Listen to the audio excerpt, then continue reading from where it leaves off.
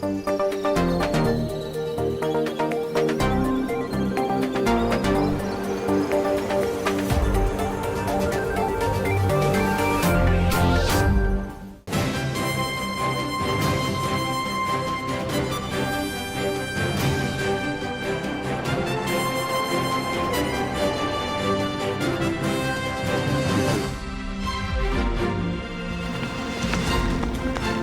welcome to With YB Show. I'm Yuan, your host for today. To discuss on today's topic, we will be discussing the development of Daro. So to discuss on this topic, we welcome YB, Encik Safi, Vin Ahmad, Adun, and 43 Daro. Hi, welcome YB. Yeah, How are you? I'm fine. Alright, so as an representative of Daro, what have you developed and achieved and the changes during since and future? Well, first of all, thank you very much to you, Ewan, and the team for inviting me for this program. As you know that this is my first term as Adun. Adun means Ali Dewan Negeri for N43 Daro. So far, Alhamdulillah, I think this year is my 5th year. Since I started 4 years ago, 4 years plus, I think now we can see a lot of development in Daro. Basically, it's something that the basics facilities. Prior to my appointment as Adun for Daro, so I was a former DO there also for the last 3 years. It was started in 2011 until 2011, 2013. So I think it helped me a lot. I know Daro very well. Daro, as you know, also is my hometown. I was born there, brought up there, and schooling there.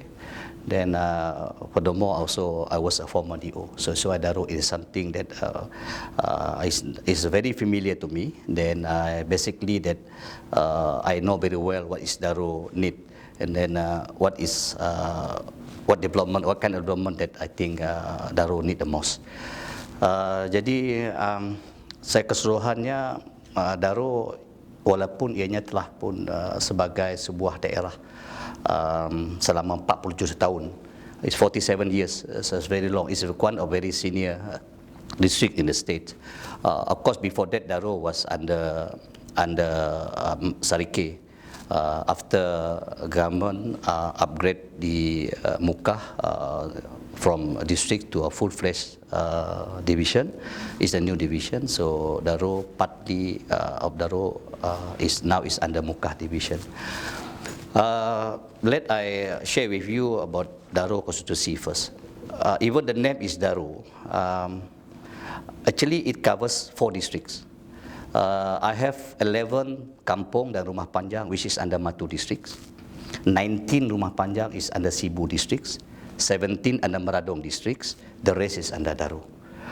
Meaning to say that N43 Daro covers 4 districts. I have to deal with 3 divisions, which is Mukah, Sarike, and Sibu. Then also in terms of the key department in my constituency, I also sharing with other 3 divisions. So sebenarnya kawasan N43 Daro agak mencabar, very challenging because all this area actually is scattered and sepanjang pesisir sungai. So of course, that's why I mentioned just now. Actually, a few issues that I think I really have to address, especially in the first term, because we are talking about connectivity, basics facilities such as water supply, electricity, and so on and so forth. Jadi, started from there. Actually, this why if you look back, the first time I think I couldn't remember which press they interviewed me. So my simple answer to them, let me change Daro, and then I don't let Daro change me. So biar saya ubah Daro, saya jangan biarkan Daro mengubah saya. So with this slogan, or what we call a war cry, or what we call it tagline, so this means that I have to work hard. So alhamdulillah, I think a lot of issues before last election make people really unhappy, especially with regard to connectivity, infrastructure. So I really have to prove to them that I'm the right person, the right choice to be adun for N40T Daru. So alhamdulillah, actually if we talk about development in Daru, saya boleh bahagikan ianya kepada tujuh komponen of development. First is Pasarana. Untuk Pasarana, kita melihat, as I mentioned just now, Daru is already 47 years as a full district. So we don't have bomba, balai bomba for instance. So people keep talking about it. And then a few times musibah kebakaran berlaku, kita dapat bantuan bomba daripada balai bomba dan penyelamat daripada Mukah. So it's about 200 km distance. So then we have to use ferry. Bayangkan kalau berlaku kebakaran di Daru, memang agak sukar bagi bomba dan penyelamat dari Mukah datang untuk membantu. So alhamdulillah, I think the first thing that I have to do during my first term is I really had to fight for the bomba. So we are lucky enough, kita bertuah berkat sokongan doa daripada masyarakat khusus di Daru, kita telah mendapat sebuah bomba just before berlaku pertukaran senario politik pada tahun 2018 apabila kerajaan PH mengambil alih Kerajaan Barisan Nasional.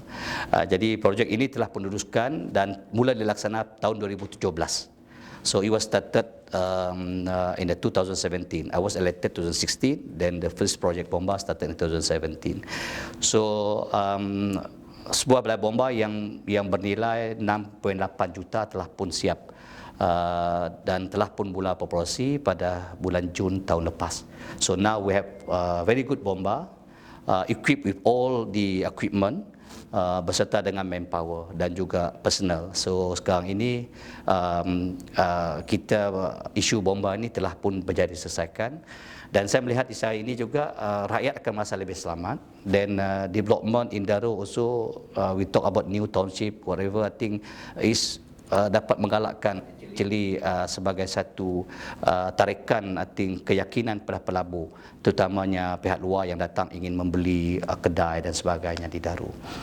Then secondly, that Daru, saya katakan ketika saya menjadi pegawai daerah tahun 2011-2013, kita tidak mempunyai satu dewan pun. Yang ada pun dewan lama, dewan dipanggil sebagai Dewan Kemas. It's very old dewan, I think not less than 50 years.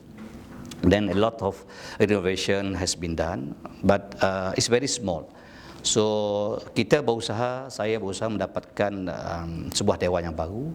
Alhamdulillah, sebuah dewan yang bernilai 3 juta, yang lengkap dengan peralatannya, PA system, lighting, aircon, furniture, tempat parking dan sebagainya telah pun mula digunakan, dan insyaAllah akan dirasmikan pada 17 bulan Oktober ini nanti oleh Yang Berhormat Timbalan Ketua Menteri Yang Berhormat Datuk Amar Awang Tengah Ali Hassan. Ini telah memberi satu kemudahan kepada penduduk di kawasan Daru untuk melaksanakan pelbagai program. Sebab itu kita namakan dewan ini Dewan Masyarakat Daru.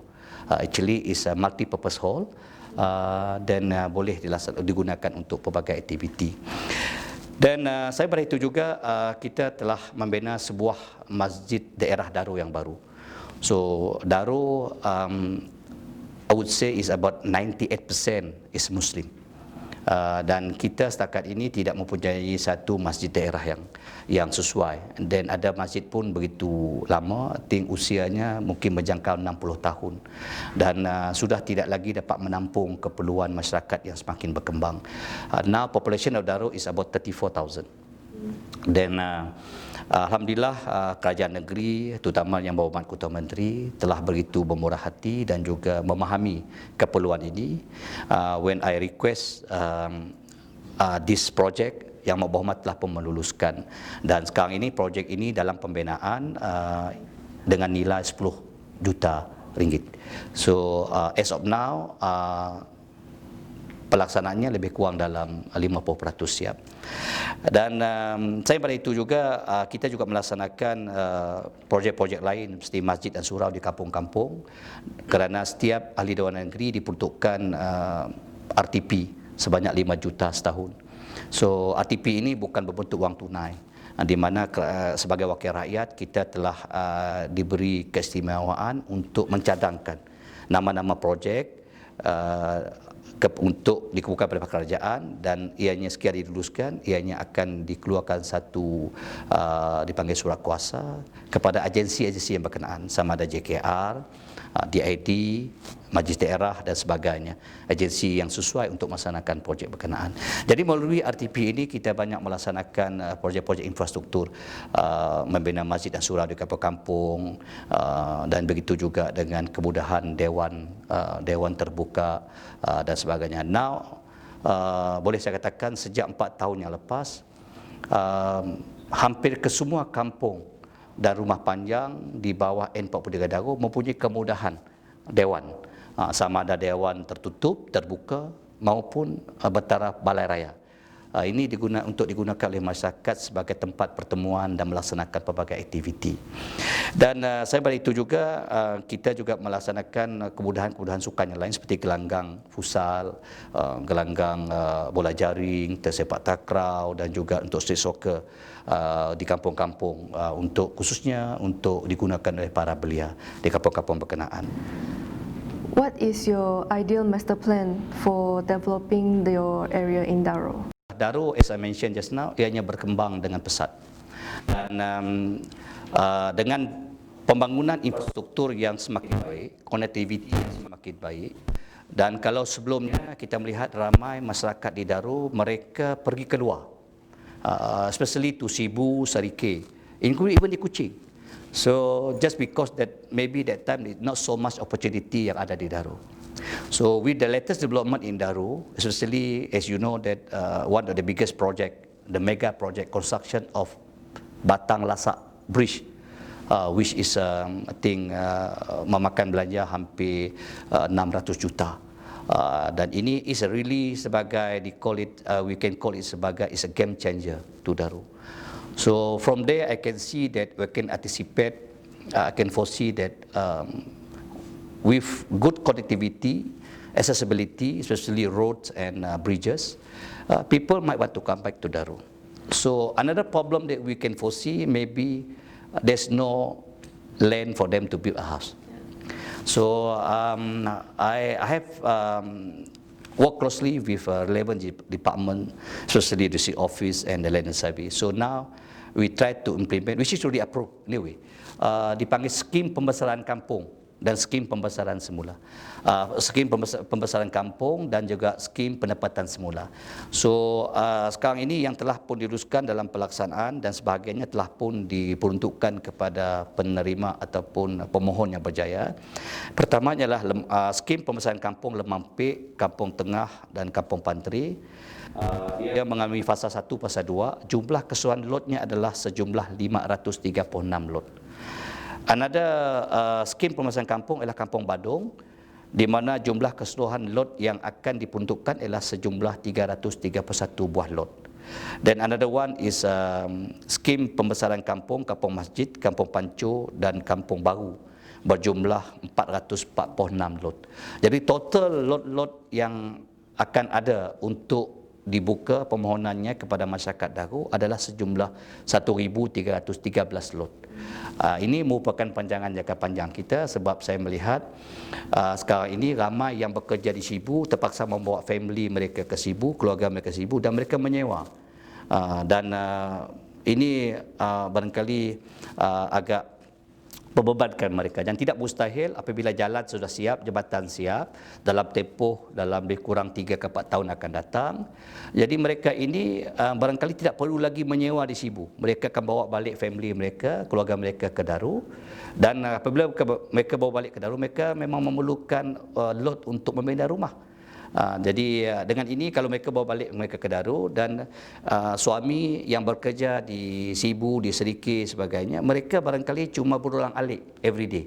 Macam mana berlaku di Kuching umpamanya, yang sekarang yang tinggal di Semarahan, tinggal di Serian, mereka tidak perlu lagi bermalam di Kuching, mereka boleh balik turun kerja pagi, balik petang. So ini juga kita akan membayangkan akan berlaku pada masa akan datang di Daru. Dan kita tahu perjalanan dari Daru ke Sibu cuma memakan masa dalam sejam ataupun sejam 15 minit. Dan ini memudahkan mereka-mereka yang bekerja Sibu di Serikir ataupun di Meradut, di Bintangu. Tidak perlu lagi bermalam, menyewa rumah di sana, mereka boleh balik hari untuk bekerja dan bawa anak mereka balik ke Daru dan bersekolah di Daru, dan ini akan menambah bilangan pelajar-pelajar di Daru, dan juga dia secara tak langsung juga akan mengembangkan, akan meningkatkan what we call it purchasing power di kalangan penduduk kerana mereka di Daru dan mereka dapat membeli barang di Daru, dan yang ini bisnes di Daru juga akan berkembang. What are the platform for your stepping stone to develop your Daru area? Sebenarnya kita telah membina sebuah new township, bandar baru di Daru. Fasa 1 telah siap sepenuhnya dan sekarang ini telah pun fully occupied. Dan sehingga setengah pihak telah pun datang ke Daru nak mencari kedai-kedai untuk sewa, sekarang ini tidak lagi dapat diperolehi. Jadi sebab itulah baru-baru ini saya telah menyarankan kepada Yang Berhormat Ketua Menteri ketika kunjungan hormat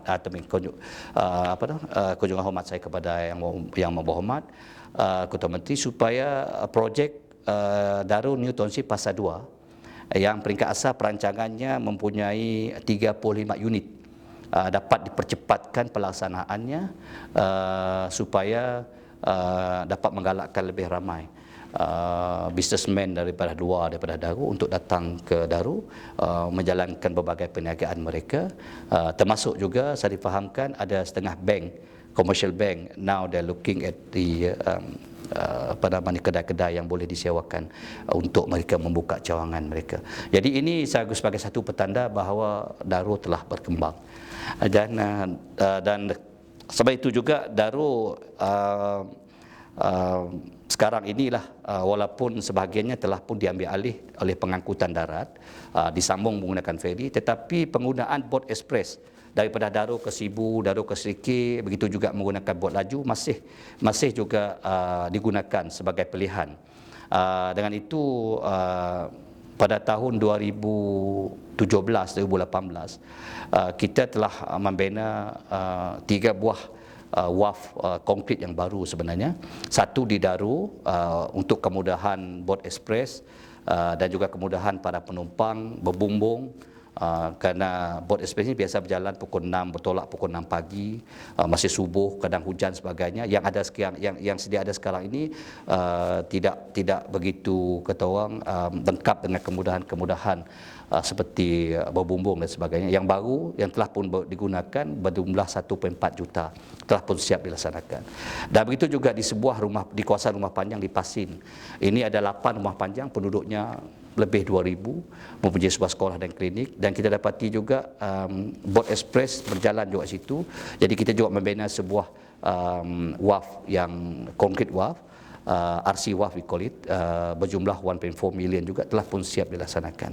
Saya pada itu juga kebanyakan kargo-kargo barang-barang seperti material for development untuk kerja-kerja kontrak datang ke Daru juga menggunakan kapal. Jadi kita juga menyediakan membina sebuah dipanggil sebagai cargo wharf yang baru yang bernilai is almost 5 million. Dan sekarang telah pun siap dilaksanakan dan telah pun digunakan. Jadi kapal barang-barang yang diangkut melalui kapal boleh terus datang ke Daru dan mereka boleh memunggah di wharf, di cargo wharf yang telah disediakan. Berbanding dengan sebelum ini mereka paksa juga menggunakan passenger wharf ataupun wharf penumpang untuk pengangkutan awam. Jadi ini agak kurang selamat. Jadi itu di antara pembangunan telah dilaksanakan. Samping itu juga kita melaksanakan now apa yang kita panggil sebagai waterfront secara berperingkat-peringkat. So the first phase we have completed waterfront di Daro. Kena Daro ni kedudukannya cantik, ianya ada sebuah sungai dipanggil Sungai Daro. Di situlah penempatan awalnya, kedainya pun berdepan dengan sungai. So we start membina waterfront, dan sekarang ini fasa 1 telah siap, dan insya-Allah kita akan teruskan untuk fasa-fasa yang berikutnya. Dan saya pada itu juga di kawasan saya juga menghadapi masalah hakisan. Salah satu kampung, happen to be my own kampung, Kampung Penasu, very serious erosion, dan kerajaan terpaksa melaksanakan dipanggil skim pembesaran kampung, just untuk memindahkan mereka-mereka yang terjejas disebabkan oleh masalah hakisan tanah ke kawasan yang baru. Jadi projek ini alhamdulillah saya difahamkan baru siap bulan lepas, menelan belanja 2.5 juta.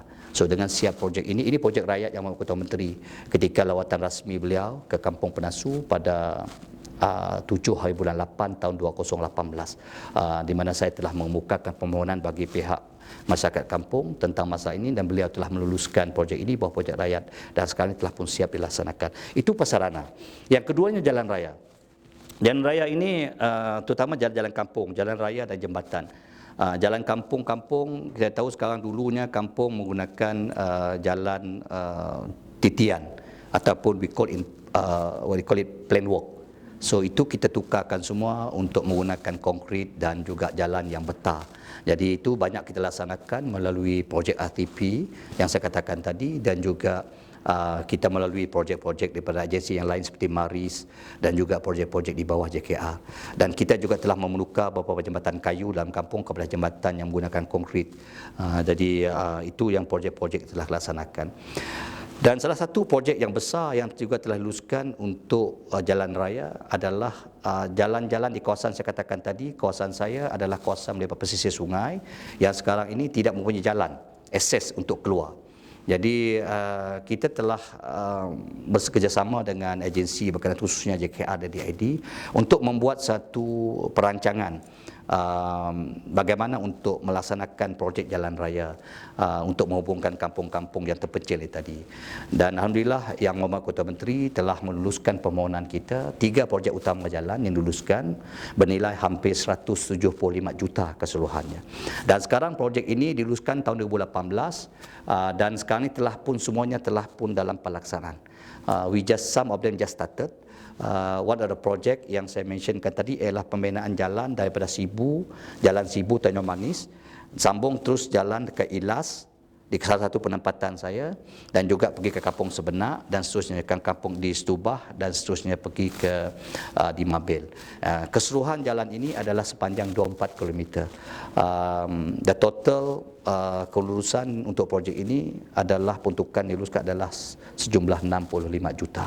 So this project officially sudah pun diaward. Tapak telah pun diserah kepada pihak kontraktor, dan saya dipahamkan sekarang ini mereka telah dalam rancak melaksanakan projek ini selepas pelaksanaan PKP yang baru ini. So dengan siap jalan ini nanti ianya merupakan satu lambaran baru bagi kawasan ini yang sebelum ini 100% bergantung kepada pengangkutan sungai. Jadi sekarang ini insyaAllah that project supposed to be siap dalam latestnya November 2022. Jadi pada tahun itu nanti insyaAllah kawasan ini tidak lagi perlu menggunakan pengangkutan sungai sebagai pengangkutan utama.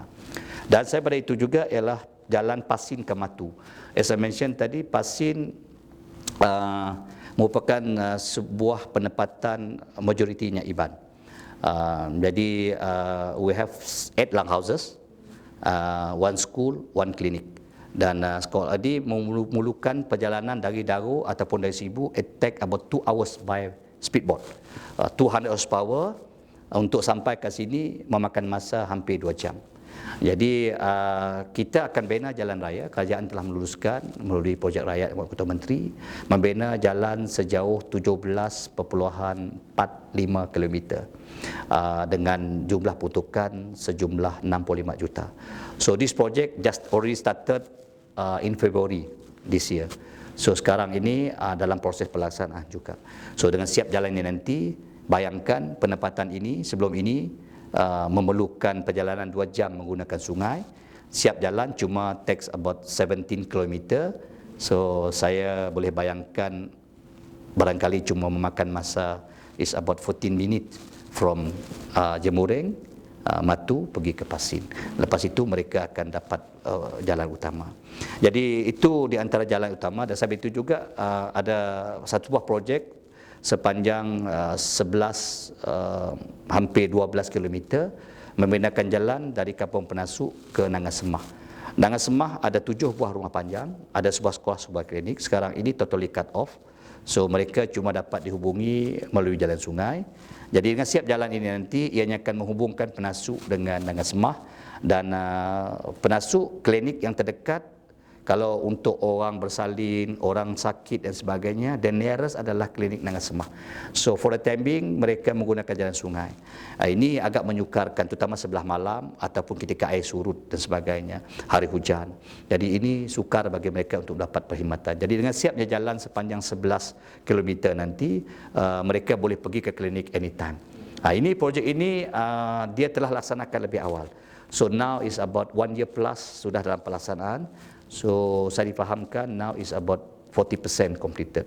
Jadi dengan siapnya jalan ini nanti, maka kawasan ini juga akan mudah untuk mereka dihubungkan kepada jalan utama dan juga kepada bandar utama. So that the jumlah projek ini harganya adalah 42 million. Jadi dan of course the biggest one as I mentioned just now adalah jambatan Batang Lasak. Now for the time being merupakan satu jambatan yang terpanjang, yang paling panjang so far. Of course after Batang Lupa, Batang Lupa is the longest. Jadi sekarang ini Daro lah, Batang Mora Lasak itulah jambatan yang terpanjang setakat ini, dan kosnya adalah hampir 600 million, 600 juta dalam pelaksanaan, dan projek ini akan siap tempoh 4 tahun. Jadi siapnya semua ini nanti sudah pasti ianya akan mengubah landscape pembangunan Daro. Ini dari segi jalan raya dan jambatan. Yang ketiganya adalah kemudahan asas. Jadi salah satu kemudahan asas yang menjadi perhatian adalah melibatkan dua komponen utama, bekalan air. Kedua, bekalan elektrik. Bekalan air, as you know that nowadays I think some places in our state they are facing water problem. Sebab itu kerajaan telah meluluskan pertukaran yang cukup besar. Peringkat awalnya yang bermuat telah meluluskan, kerajaan negeri meluluskan about 2.6 billion. Kalau kita dalam juta bermaknanya 2,600 juta telah diluluskan kepada kementerian melalui Jabatan Bekalan Luar Bandar untuk melaksanakan projek-projek bekalan air. So di Daro juga tidak terlepas. So kita telah dibutuhkan, daripada pertukaran itu kita dibutuhkan 130 juta untuk melaksanakan projek bekalan air di Daro. So Daro sekarang ini bergantung dengan sumbernya di loji bekalan air di di Jemureng. So untuk Matu dan Daro. Jadi air ini satu kuantitinya tidak mencukupi, keduanya kualitinya ada berkurangan sikit sebab ianya airnya adalah air payah dan perlu banyak menggunakan kimikal untuk menukar warnanya dan sebagainya. Jadi dengan projek 130 juta nanti, ini projek akan dapat bekalan air daripada Mukah. Jadi nanti kita akan dapat satu sumber air yang konsisten, kerana kita bukan saja mengekalkan yang sedia ada, tetapi juga kita mendapat backup ataupun bekalan air utama daripada Mukah. Jadi itu long term. Sekarang ini projek itu telah pun dalam pelaksanaan. Dan sebahagiannya lagi adalah projek yang di Daro, yang kita adalah Daro mengalami masalah tekanan air rendah. Seluruhnya di tanah besar Daro itu cuma sekarang ini mempunyai one high level water tank yang berkapasiti 1 mle. So which is not enough. Dan kena pertambahan penduduk semakin bertambah. Dan dengan itu kerajaan telah meluluskan projek dalam pelaksanaan sekarang ini bernilai 55 juta. Membina sebuah lagi high level water tank yang berkapasiti 2 mle, double daripada apa yang ada sekarang. Now we have one existing one, the new one we have 2 mle. So later on total we going to have 3. So yang itu bernilai 55 juta dalam pelaksanaan sekarang. Dan sebab itu juga penempatan Daro ini salah satunya kampung yang jauh, Kampung Tebaang. It's about 15 km daripada 15 to 16 km daripada main town di pekan utama Daro. So kampung itu sering menghadapi masalah tekanan air rendah juga because laluannya begitu panjang. Jadi baru-baru ini kerajaan telah meluluskan peruntukan sebanyak 2.7 juta membina one high level tank lagi di sana.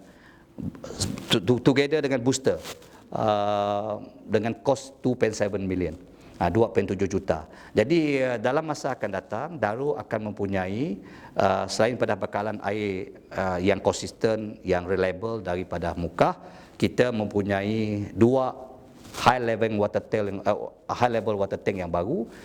One is berkapasiti 2 mld, another one is 1 mld. Jadi sekarang kita ada 1 mld. So future we have 4 mld. We have 400% increase in term of capacity berbanding dengan apa yang ada sekarang. So this is good news for Darul punya population, masyarakat Darul, bahawa saya boleh katakan mungkin dalam 3 ke 4 tahun akan datang. So masalah air ini sebagai satu perkara yang barangkali sebagai satu is a gone case. Another one bekalan elektrik. Bekalan elektrik ini Darul memang sehingga dikatakan sebelum ini kalau tidak blackout bukan Darul namanya. So sehingga ada yang mengatakan Darul dan blackout berpisah tiada. The problem now sebelum ini Darul mendapat bekalan all the way daripada Mukah. Ini bermakna kalau apa-apa berlaku sepanjang talian dari Mukah, berlaku di Oyak, berlaku di Igan, berlaku di Matu dan sebagainya, ianya akan memberi kesan kepada Darul. Because Darul is the last user, the last end user. Jadi dia yang sekali, jadi ini akan menjejaskan, akan terkena. Sebab itulah kalau blackout di Igan, Darul akan blackout juga. Kalau blackout di Matu, Darul juga akan blackout. Jadi dengan itu, kerajaan telah pun meluluskan dan melaksanakan projek which is completed just before Raya last year. Sebuah transformer yang baru dipanggil Darul Transformers, dan ini sebab ini Darul mendapat bekalan daripada Mukah. Sekarang ini Darul pula membekalkan bekalan ke tempat lain.